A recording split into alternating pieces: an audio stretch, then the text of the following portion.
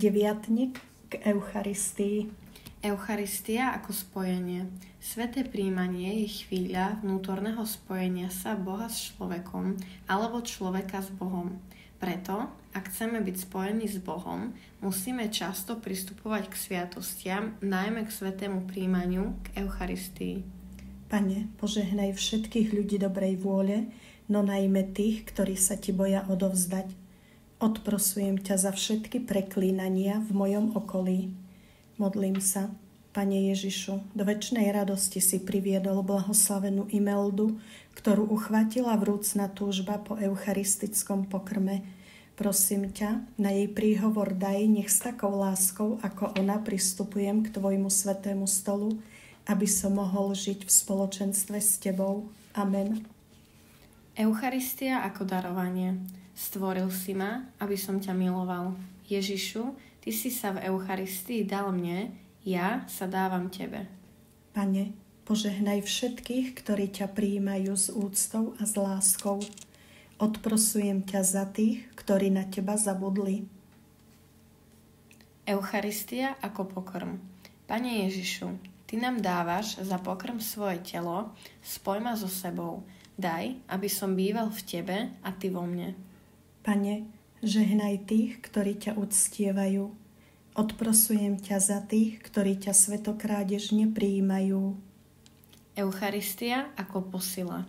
Eucharistický Kristus mi dáva silu do života, dáva mi silu zvládať problémy a potreby dňa v práci, v rodine, v každodenných povinnostiach. Pane, prosím o požehnanie pre prvopríjmajúcich. Odprosujem ťa za veriacich ľudí, ktorí nechodia a nejdu na sväté prijímanie. Eucharistia ako obeta. Obeta je zrieknutie seba, vyžaduje slobodu, lásku. Ty, Ježišu, zomieráš na kríži, aby si sa za mňa obetoval, aby ja som mohol prísť do neba.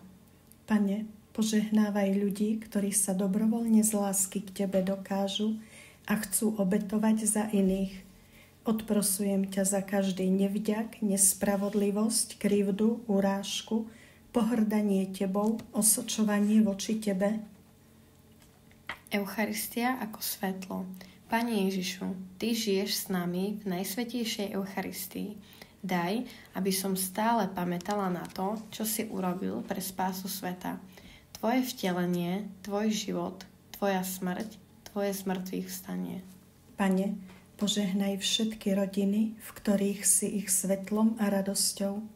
Odprosujem ťa za mužov, ženy, deti, ktorí ťa ešte odmietajú.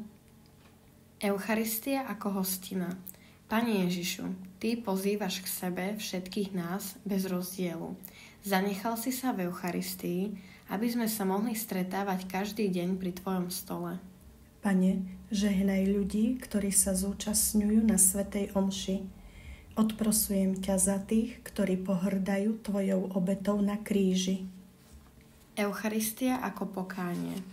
Keď si uvedomíme, kto je ten, koho máme prijať na svätom prijímaní, takmer samovoľne sa v nás vzbudzuje pocit nehodnosti spolu s ľútosťou nad svojimi hriechmi.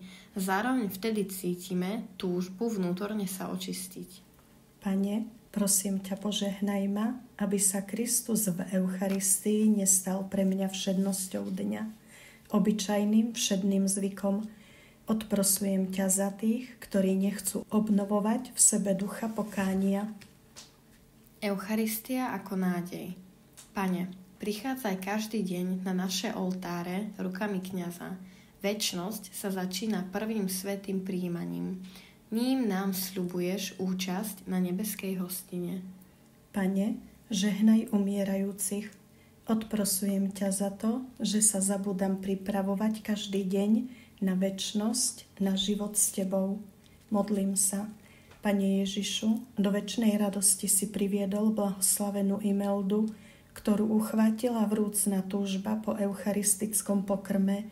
Prosím ťa, na jej príhovor daj, nech s takou láskou, ako ona, pristupujem k Tvojmu svätému stolu, aby som mohol žiť v spoločenstve s Tebou. Amen.